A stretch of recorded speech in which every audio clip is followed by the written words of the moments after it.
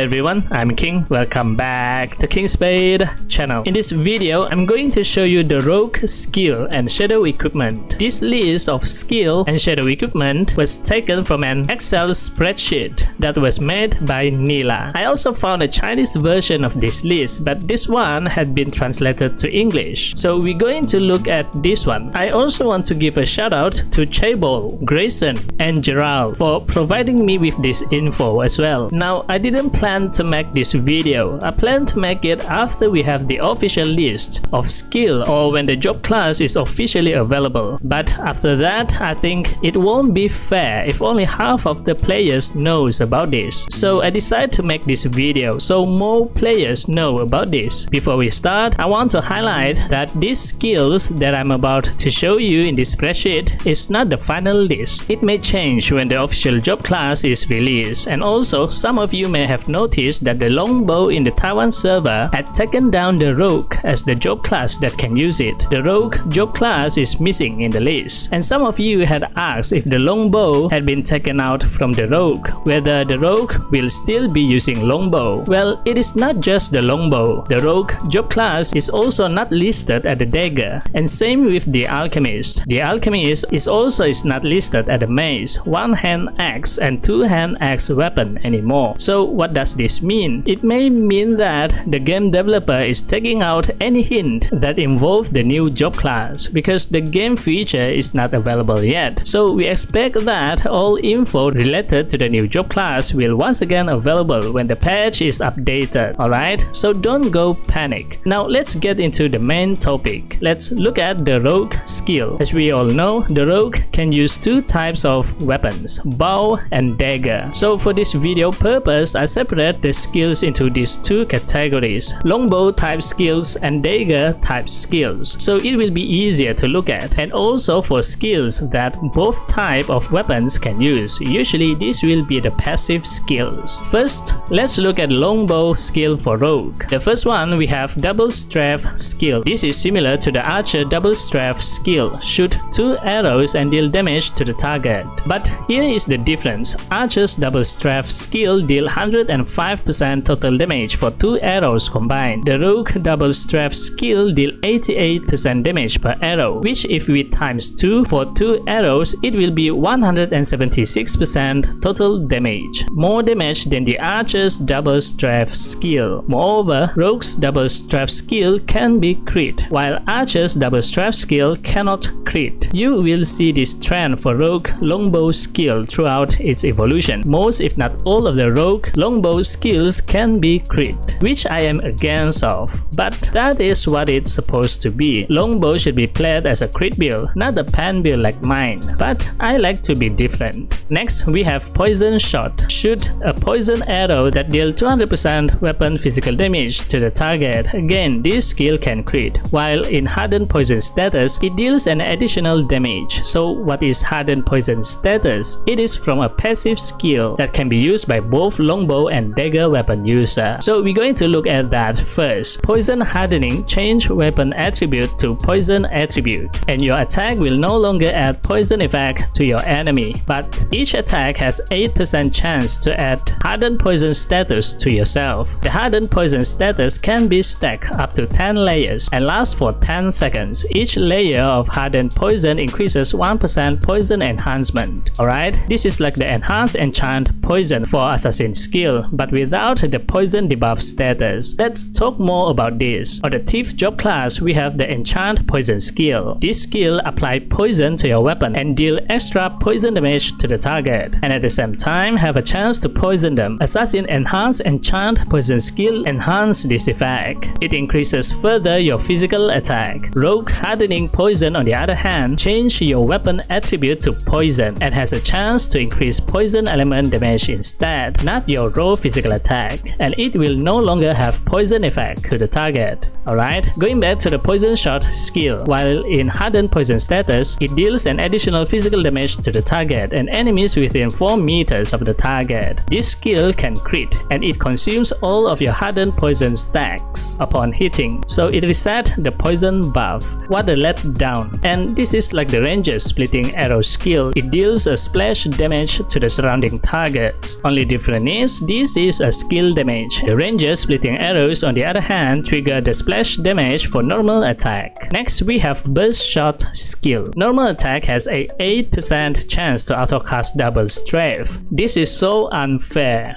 Why? For Archer, in order to auto-cast double strafe skill, you need to activate it at the longbow shadow equipment. Auto attack will have a certain chance to trigger double strafe skill, and for Rogue, it is actually a passive skill. But let me tell you this, triggering double strafe skill in Archer actually will slow down your normal attack speed. There is some animation delay for double strafe skill, so most of the time, the normal attack seems delayed or slowed. This animation delay actually hindering me to use the double strafe for the shadow equipment, but I'm not sure for Rogue. Maybe it will not have any interruption, so with this, it will be like the Sage autocast skill. I am furious right now. I don't have to see the rest of the Rogue skills. Looks like Rogue is the better longbow user than Archer. Next, we have Vulture's Eye skill. This is also a copy of the Archer skill. It increases the range of bow normal attack, poison shot, burst shot, double strafe, triangle shot, and bone rotting arrow by 4 meters. Now we all know that the Hunter is so OP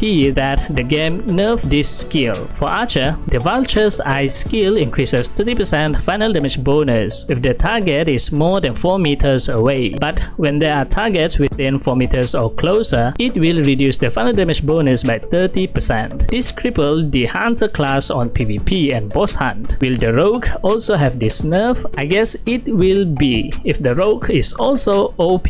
Alright, that is the longbow skill for Rogue. Let's look at the dagger skill. First, we have the dagger mastery skill. This is the same with the left hand and right hand mastery skill for assassin. The difference is the stat that affecting it. For assassin right hand and left hand mastery, the physical attack is scaled with the dex stat. For Rogue dagger mastery skill, it's scaled with the strength stat, which complement to the thief main stat attribute, strength. The game know that this is why the assassin have a low damage in the early game. The skill does not complement to the assassin dagger playstyle design, so for Rogue they really change it. So good for Rogue. Not only the longbow Rogue is OP so far, the dagger Rogue will be OP too. Moving on, next, backstab deals a whopping 572% physical attack plus dex times 60 physical damage to a target. Increase the damage by 100% when casted behind the target. I will be only looking at the maximum level skill damage. 572% damage is a lot for a second job class skill. Dex stat here doesn't seem to have a big impact on the skill damage. Look, let's say if you have 3000 dex, and that will be additional 180,000 damage to the skill. Doesn't seem that much, right? I guess the dex stat is a secondary stat for Rogue, but let's look into the skill further. Next is sneak attack. Inflicts 286% physical damage to enemies within 4 meters with a 40% chance to blind them for 3 seconds. See, the average skill damage for second job class is 200 to 300% damage. 500% damage is for higher level skill damage. And the last dagger skill for Rogue is close confine. Tackle the target, keeping the target in a state of capture for 6 seconds. The target cannot move or parry while captured and takes 275% physical damage plus dex times 40 physical damage every 0.5 seconds and cannot parry or use skills while channeling. During the capture, the target can use hiding, charge attack, impact blade, trample, shield press, body relocation, flame attack, roll away, wolf assault, marionette control, frontal slide, and suicide destruction to escape from the capture. I guess you can agree that this is more for PvP. The skills that can be used by both weapons, the first one, compulsion discount, reduce the price of items item both using Zeni from NPC and COC by 20%. Now the rogue can be like a blacksmith. What's going on here? The poison hardening skill, I already go through this. So next, provoke. When equipped with a dagger, dealing damage has a 20% chance of increasing your physical penetration by 200. When equipped with a bow and arrow, dealing damage has a 20% chance of increasing your crit by 100 points and crit damage bonus by 10. The effect lasts for 2 seconds. It's obvious at this point that using dagger will go for pan build and longbow will be a crit build. Well, that is what the game want the rook intended to be played. And if you know me, I like to do the opposite if I play the rogue. And the last one, assault. Attack enemies' vitals from a distance, dealing 572% physical damage. Another OP skill, mainly because it deals over 500% skill damage. And do you notice that Nila put dual dagger and dagger as the weapon of choice here? Does this mean that the rook can also use dagger and shield build? By this I mean, does the rook have dagger and shield shadow equipment as well? Aside from dual dagger and longbow, she isn't being too transparent here. She might know something that we don't. Anyway, that's it for the rogue skills. Move on to the stalker skills. For the longbow, first we have triangle shot. Fires 3 arrows simultaneously, each dealing 312% physical damage to enemies. This skill can crit.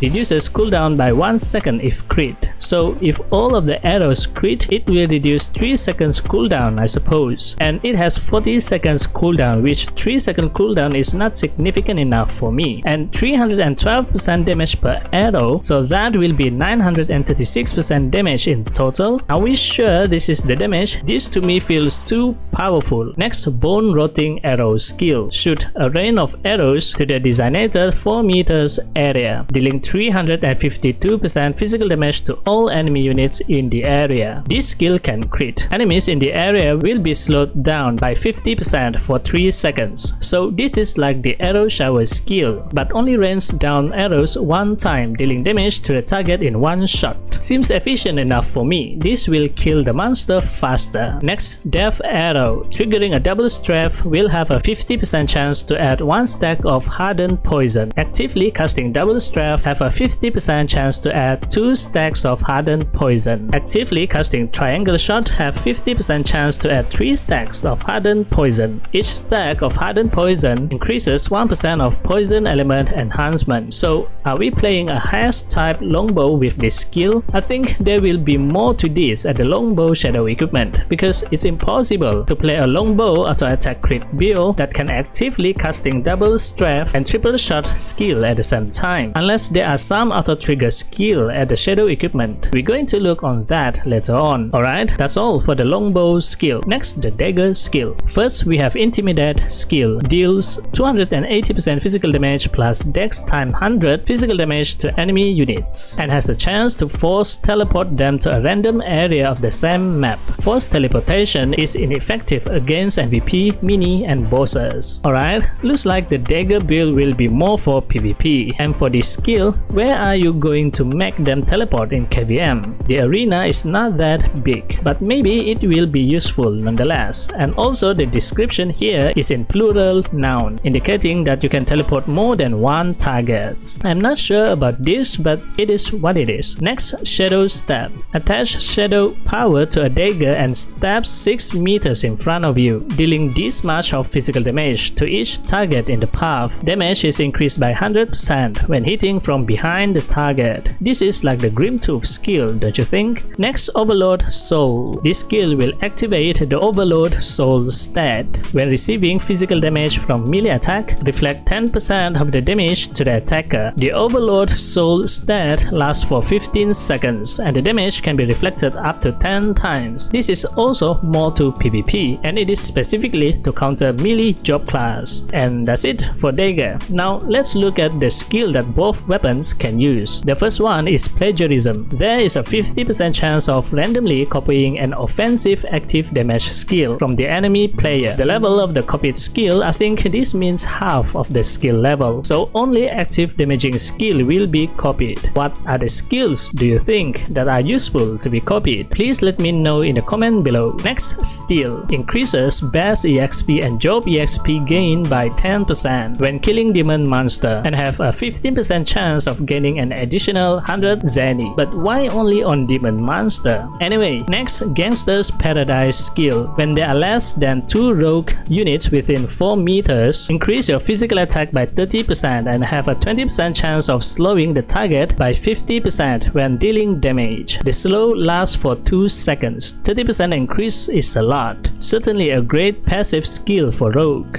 Next, strip accessories. Strip an accessory from an enemy. The success rate of stripping is against the success chance is affected by the deck stat. Strip equipment cannot provide any attribute to the user for 12 seconds. When this skill is casted on a monster, reduce the monster's physical attack and magic attack by 15%. The stripping range is 4 meters. If the target is out of range, stripping will fail. I rather want the skill to reduce physical and magic defense of the monster rather than reducing the attack. Next, manhole. Draw a black hole trap with a radius of 3 meters on the ground lasting for 100 seconds. The closest enemy to the center of the trap will be sucked into it. The enemy sucked into the center of the black hole will not be able to attack or cast spell for 8 seconds. Basically, this is like stun, right? Targets that have already been sucked into a black hole cannot be sucked in again for 10 seconds. A maximum of 1 black hole can exist at a time. A maximum of 1 black hole can exist at one time. Using the skill requires 1 brush and 1 wall paint. Another PvP skill. And the last one, strip armor. Basically, this is similar to the strip accessory skill, but stripping the armor instead. Now let's look at the Shadow Chaser skill.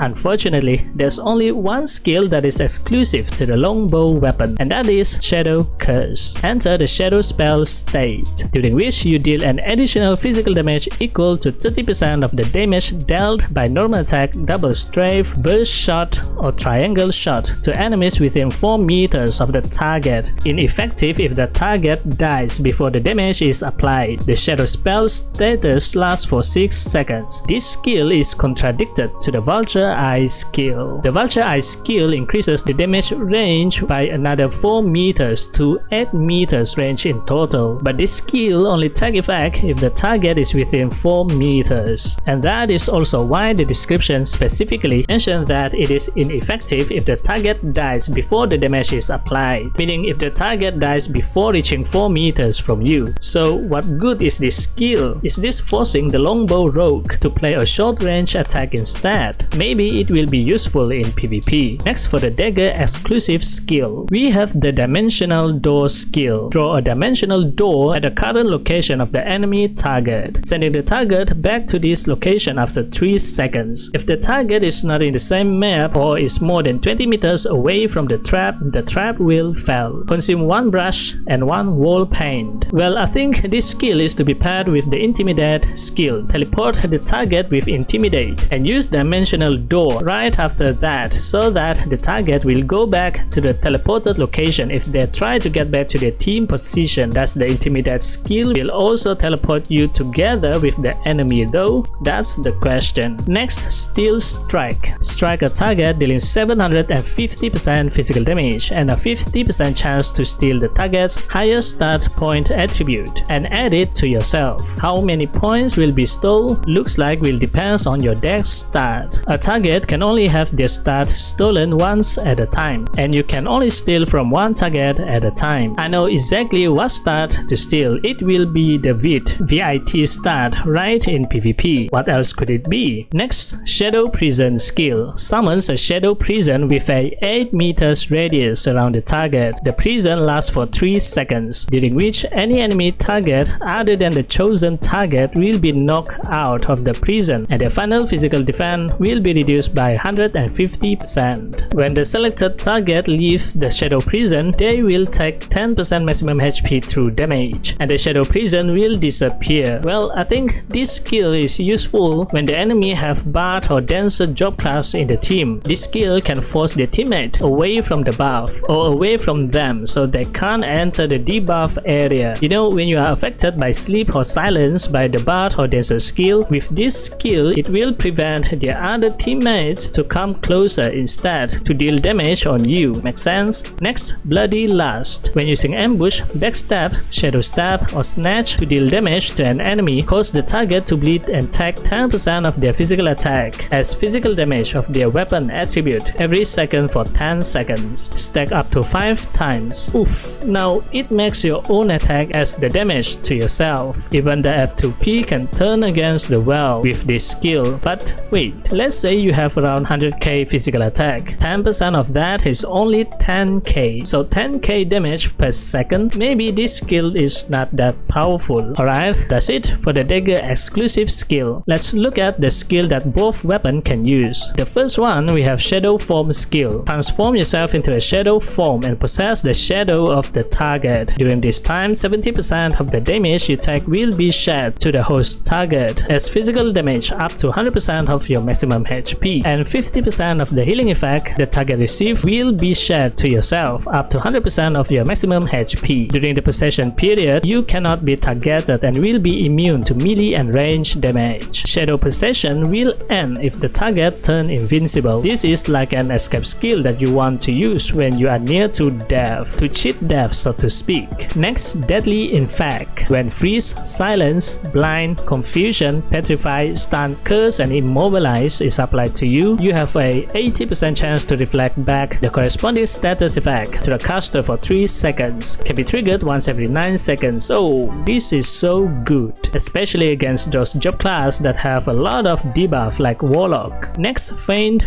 boom. Draw a dummy in place, then backslide 8 meters. After 1 second, the dummy explodes, dealing 500% physical attack plus dex times 200 physical damage to enemy within 4 meters. Consume 1 brush and 1 wall paint. I mean, this skill will be used as an escape skill rather than a damage dealing skill, I'm sure of it. Next, chaos panic. Emerging from shadow has a 50% chance to inflict confusion or fear to the enemies within 4 meters. For every enemy that enters the state of confusion or fear, you add a stack of excitement to yourself. Each stack of excitement increases your physical attack by 10%, dex by 50, and movement speed by 20. Stack up to 5 times, lasts for 10 seconds. So this will be paired with the shadow form skill. Next, invincibility skill. While in hiding, attacks does not cancel your invincibility. Adds 20 stacks of ghost power and changing weapon attribute to ghost. Ghost power is reduced by 1 stack when releasing a normal attack, or by 3 stacks when triggering or casting double strafe, poison shot, triangle shot, or bone rotting arrow. During this period, when the normal attack is a crit, there is a 30% chance to increase your ghost power by 1 stack. When poison shot, double strafe, triangle shot, and bone rotting arrow is a crit, there is a 50% chance to increase your ghost power by 3 stacks. Ghost power is removed when invincibility ends. I mean, all of the skills mentioned are all for the longbow skills. Thus, this skill can be used by dagger user too. Maybe it is useful for the invincible stat.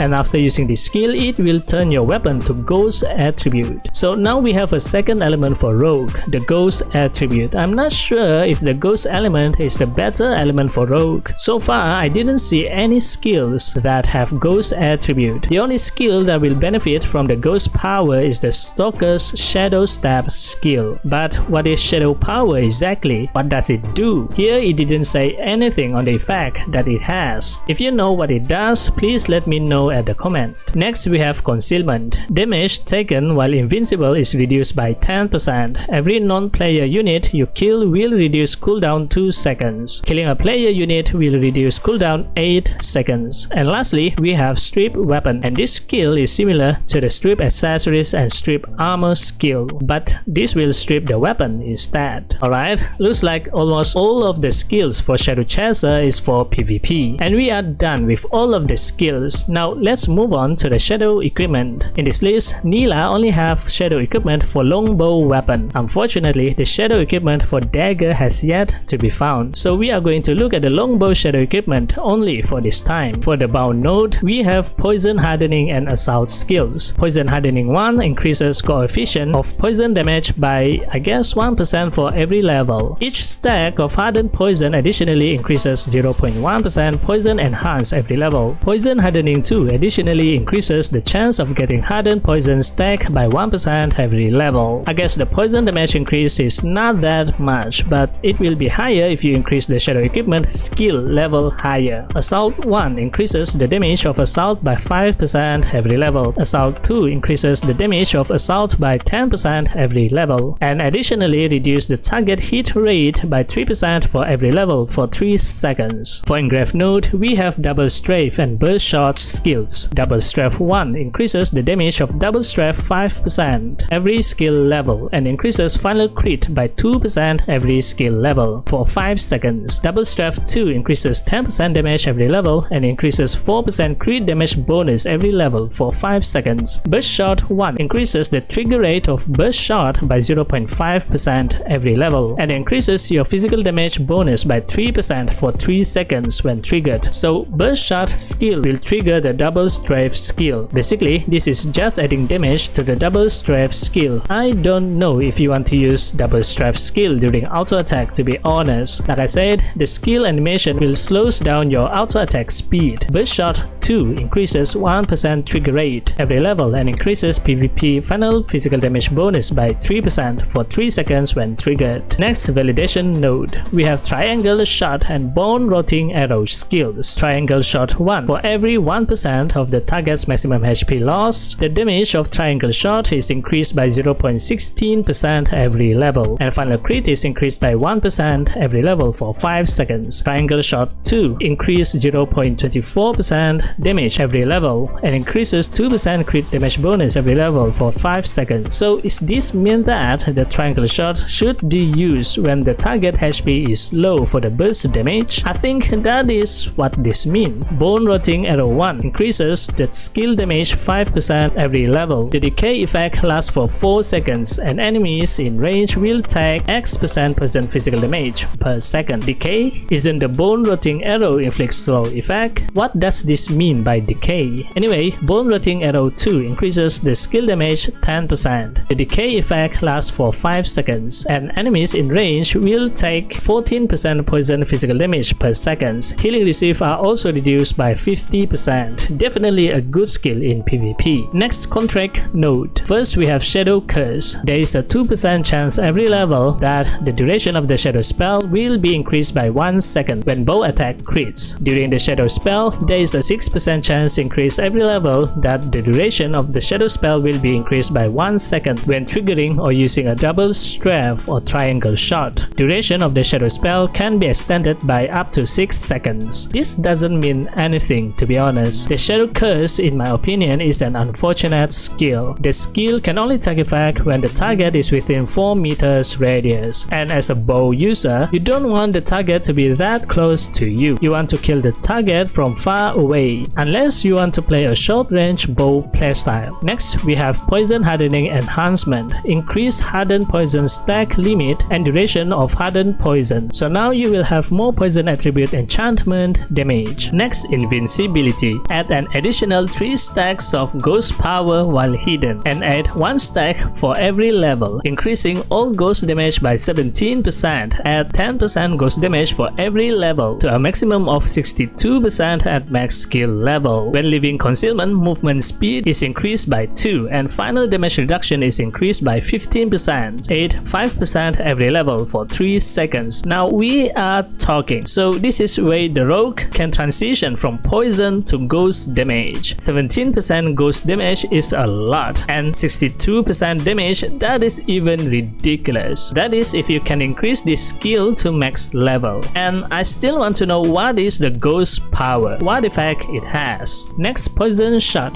Toxic shot damage. Toxic shot or poison shot.